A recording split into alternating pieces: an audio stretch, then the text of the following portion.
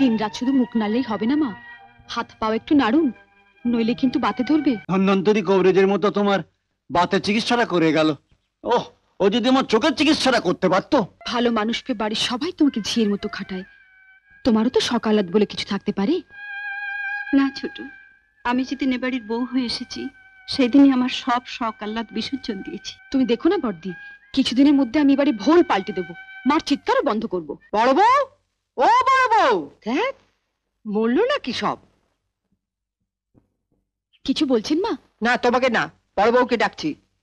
ও কোথায়? রাজুর খুব জ্বর হয়েছে মা, মাথায় জলপট্টি দিচ্ছে। বাড়ির কাজকর্ম ফেলে ছেলেকে নিয়ে পড়ে থাকলেই চলবে? সব কাজ তো আমি করছি মা, উনুন ধরাচ্ছি, এক্ষুনি চা পাবেন। আর তরকারি কাটা রান্না করা? আপনি তো বসেই আছেন মা, তরকারি ঝুড়িটা দিয়ে যাচ্ছি, কি কি রান্না হবে কেটে রাখবেন।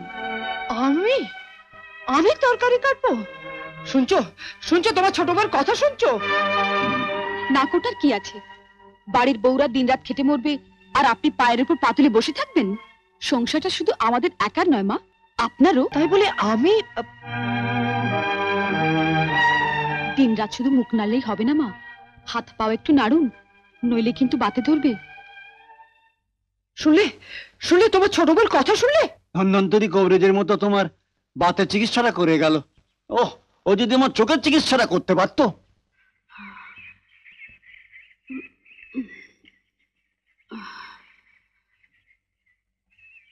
বাবা, এত বেলা হয়ে গেল, এখন তো বেডটি দিল না, বাসি ঘরেও তো ঝাঁট পড়েনি।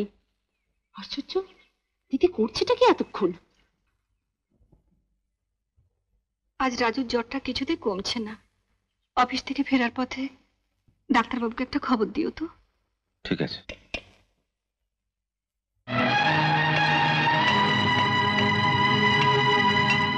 দিদি কোথায় দীপা? কেন এতখানি বেলা হয়ে গেল, আমার ঘরটা এখনো ঝাঁট পড়েনি? ঝাঁটা পড়েনি?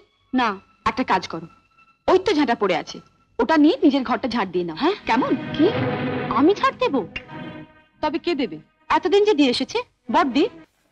তোরা এমন চেঁচামেচি শুরু করেছিস যেন ঝাড় দেওয়াটা কেবল ঝিয়েরই কাজ। কেন বাড়ি বউয়েরা ঝাড় দিলে কি তাদের জাত যায়? তাই বলে আমি ঝাড় দেবো? আমার স্বামী যেখানে সংসারে মাস গেলে 800 টাকা দেয়।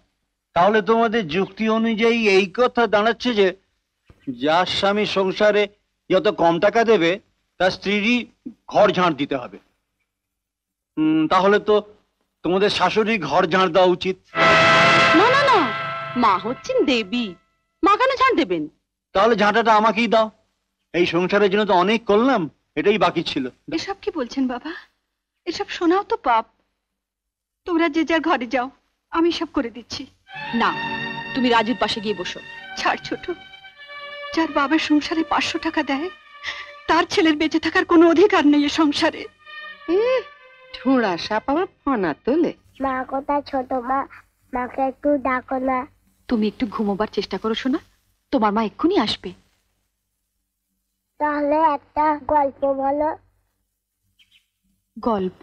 এমন আরো অনেক ভিডিও দেখতে এই চ্যানেলটি সাবস্ক্রাইব করে নিন এবং পাশের বেল আইকনটি প্রেস করে দিন।